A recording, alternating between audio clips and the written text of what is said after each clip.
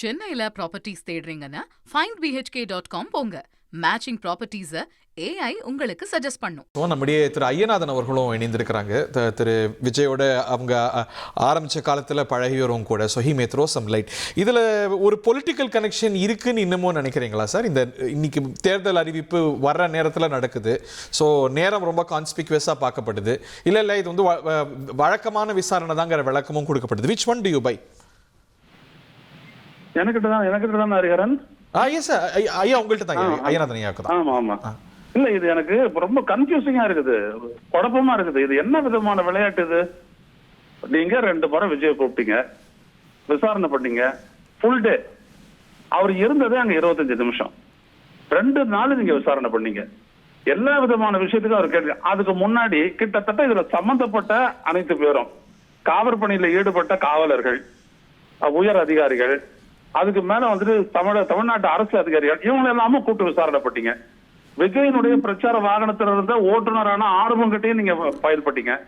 அதுக்கப்புறம் சிபிஐ கிட்ட வந்துட்டு நீங்க வந்துட்டு சென்ட்ரல்ல இருக்கக்கூடிய அந்த அவங்க வந்துட்டு அந்த வண்டியை ஆராய்ந்தாங்க, எல்லாம் பண்ணாங்க.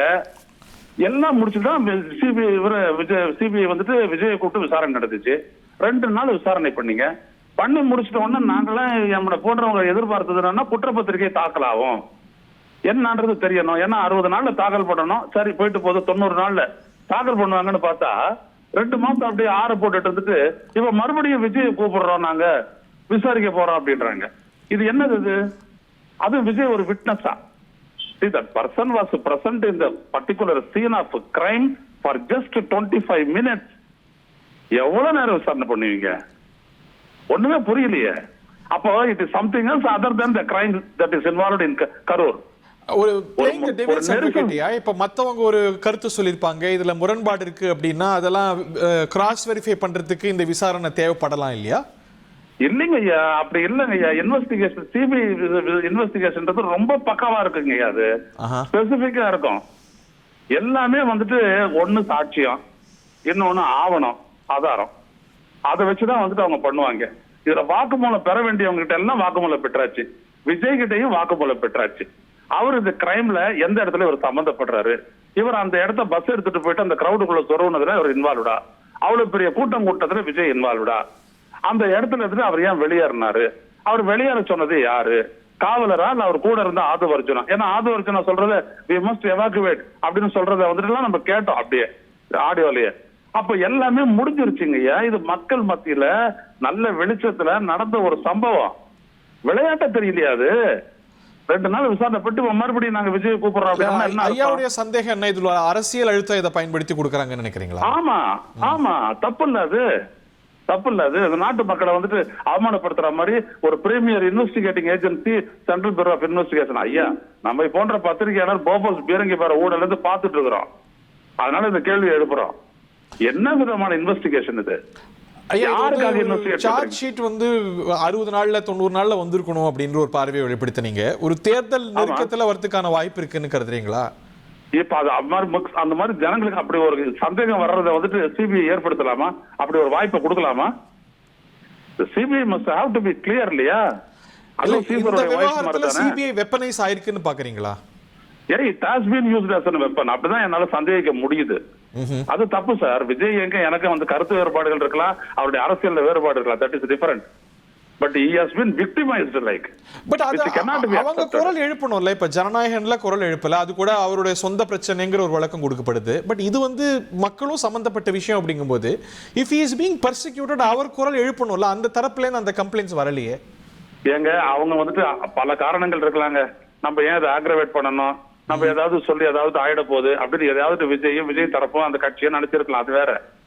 நாம ஒரு மக்களா ஒரு பத்திரிகையாளனா எப்படி இதை ஏற்றுக்கொள்ள முடியும்ன்ற? 2 மாசம் நீங்க பிரசாத் இருந்துட்டு மறுபடியும் நாங்க 0ல இருந்து நாங்க ஆரம்பிக்கிற மாதிரி இன்வெஸ்டிகேஷனுக்கு வாங்க, உங்ககிட்ட இன்னும் விசாரணை இருக்குது. ஏன்னா விட்னஸ் விசாரணை, ஒரு விட்னஸ் எவ்வளவு காலங்க விசாரிப்பீங்க? நீங்க ஒரு இன்வெஸ்டிகேட்டிங் ஏஜென்சி தானே, நீங்க எத்தனை நாள் விசாரிப்பீங்க? ஒரு அர்த்தம் வேணா அதுக்கெல்லாம். அப்ப ஏதாவது புதுசா எவிடன்ஸ் வந்துச்சா? இல்லையே. அது சீன் ஆஃப் கிரைம் நீங்க பாத்துக்கிட்டே இருக்கிறீங்க. இவ்வளவு நாள் விசாரிக்கல, விசாரணைக்கு கூப்பிடல செந்தில் பாலாஜி, இப்ப கூப்பிடுறீங்க. எது கூப்பிடுறீங்க? சீன் ஆஃப் கிரைம்ல அவர் இல்ல. அவர் சம்பந்தப்பட்டதா இது வரைக்கும் எந்த விதமான செய்தி இல்லை, ஆதாரம் இல்லை. அப்புறம் எப்படி அவரையும் மறுபடியும் கூப்பிடுறீங்க? அப்ப you are going to enact political drama இல்லையா? சந்தேகம். விஜய் வந்துட்டு விக்டிமைஸ் பண்றதை நான் விரும்பலைங்க. அதே நேரத்துல இந்த சிபிஐ வந்துட்டு ஒரு இன்ஸ்ட்ருமெண்ட் ஆவறதையும் நான் விரும்பல. இது ஒரு கருவி ஆவறது விரும்பல. இது தமிழ்நாட்டு மக்களையும் அந்த 41 பேர் மரணத்தையும் அவமதிக்கிற மாதிரியான ஒரு செயல் இந்த இன்வெஸ்டிகேஷன் ப்ராசஸ். இல்ல இப்போ உங்க பிரிஸ்கிரிப்ஷன்ல what is the right course of action? இப்போ வந்து சார்ஜ் ஷீட் நேரம் வந்திருக்கணும் இல்ல விரைவா நினைக்கிறீங்களா? Yes, that is what I am telling. அப்ப நான் விஜய் விசாரிக்கணும்னு சொன்ன ஆள் தான், ஆனா அரெஸ்ட் பண்ண கூடாது அப்படின்னு சொன்னேன். ஏன் அப்படின்னம்னா, முதல்ல விஜய் விசாரணை பண்ணுங்க. Vijay has not been included in the FIR at all. அவர் விசாரணை பண்ணுங்க. அவர் வந்துட்டு இந்த பைட்டலான டிசிஷன், அந்த பேருந்து எடுத்துட்டு போயிட்டு அவளை கிரௌட்ல சொருவுனது, அதுல அவருடைய கன்சென்ட் இருக்கா இல்லையா? அப்பதான் you can bless him in the list. A1, A2, A3, A6, A7 இல்ல வெறும் விட்னஸா அப்படின்ற இடத்துல நீங்க நிறுத்தணும். சும்மாவே எடுத்துட்டு போயிட்டு இது பண்றது இல்ல. ஷூட்டிங் அப்படின்ற ஒரு இன்சிடென்ட் பத்தி குற்றம் சொல்றாங்களே, அப்ப அங்க ஷூட்டிங் நடந்துதா? அதுல அவருடைய கன்சென்ட் எவ்வளவு தூரம்? அதான் வந்துட்டு எவ்வளவோ நீங்க ஃபுட்டேஜஸ் கைப்பற்றிருக்கீங்க. இந்நேரத்துக்கு இங்க கன்க்ளூஷனுக்கு வந்திருக்கணுமே. எடுத்து வச்சுட்டு இன்னைக்கு தேர்தல் ஆணையம் வந்துட்டு தேர்தல் அறிவிக்க போற அன்னைக்கு வந்துட்டு நீங்க விஜய விசாரணை அப்படின்றீங்க. இந்த மாதிரி பிரஷர் கொடுத்து நீங்க பண்ணக்கூடிய ஒரு விடயத்துல இன்வெஸ்டிகேஷன்ல வந்துட்டு நியாயம் கிடைக்குமா இல்ல என்ன கிடைக்கும்? யோசிச்சு பாருங்க. ஐயா, இப்போ இது அடுத்த கட்டமா என்ன நடக்கும்னு நினைக்கிறீங்க? இல்லங்க, இது எதுவுமே தப்பா போறதுல வந்துட்டு அடுத்த கட்டம் என்னங்க இருக்குது? அடுத்த கட்டம் என்ன இருக்குது? எனக்கு அந்த சந்தேகம் உண்டு. அவர் வந்து கூட்டணிக்கு இருக்கக்கூடிய ஒரு கட்சிகளுக்கு இப்ப செந்தில் பாலாஜிக்கெல்லாம் இந்த சிபிஐ இன்வெஸ்டிகேஷன் வந்தபோது அவங்க எதிர்வினை ஆற்றினாங்க. ஆனா தாவேகா இதுல எப்படி பொலிட்டிக்கலா கையாளுறாங்கன்னு நினைக்கிறீங்க? அவங்க பேசுறதெல்லாம் விஜய் தான் பேசுறதெல்லாம் தப்பா பேசுறாரு. பேச வேண்டிய இடத்துல அவர் பேசாதே இருக்கிறாரு. அவர் வந்து ஜனநாயகன் படத்துக்கு பேசவே இல்லை. அவர் பேசணும் இல்ல. ஏங்க, ஒரு படைப்பாளி உரிமை அப்படின்னு ஒண்ணு இருக்குல்ல. என்ன வச்சு படம் எடுத்திருக்கிறான், இவ்வளவு கோடி எடுத்து படம் போட்டிருக்கான், இவ்வளவு பேர் இன்வால்வ் இல்ல, இவ்வளவு வட்டி கட்டிக்கிட்டு இருக்கிறோம்.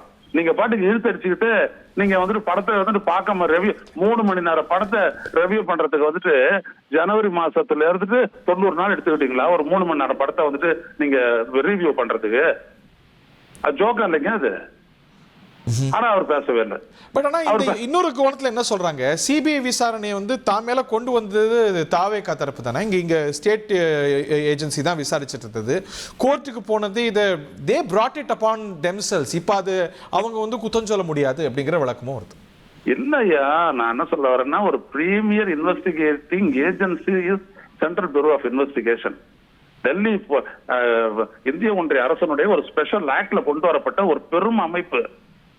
இங்க மட்டும் இல்ல, வெளிநாட்டிலையும் போயிட்டு இன்வெஸ்டிகேட் பண்ணக்கூடிய அளவுக்கு பவர்ஸ் உள்ளது. அது லெட்டர் லெபார்டரி அனுப்பி எவிடன்சஸ் எல்லாம் எங்க இருந்து வேணாலும் கலெக்ட் பண்ணக்கூடிய ஒரு பெரிய அமைப்பு. அப்படிப்பட்ட அமைப்பு எப்படியாப்பட்ட ஒரு பார்சிக்கல் இன்வெஸ்டிகேஷனை பண்ணிட்டு இருக்குது பாருங்கன்ற நான். சரியா? இதுல விஜய் பேசுறான்னா பேசாட்டி என்ன, நீங்க என்ன இன்வெஸ்டிகேட் பண்ணிட்டு இருக்கீங்க? ஜோக்கா இருக்குது அது. தேங்க்யூ ஃபார் யுவர் வியூஸ் ஐயா. திரு ஐயநாதன் அவர்களுக்கு நன்றி. சென்னையில ப்ராப்பர்ட்டிஸ் தேடுறீங்கன்னா findbhk.com போங்க. மேட்சிங் ப்ராப்பர்ட்டிஸ AI உங்களுக்கு சஜஸ்ட் பண்ணும்.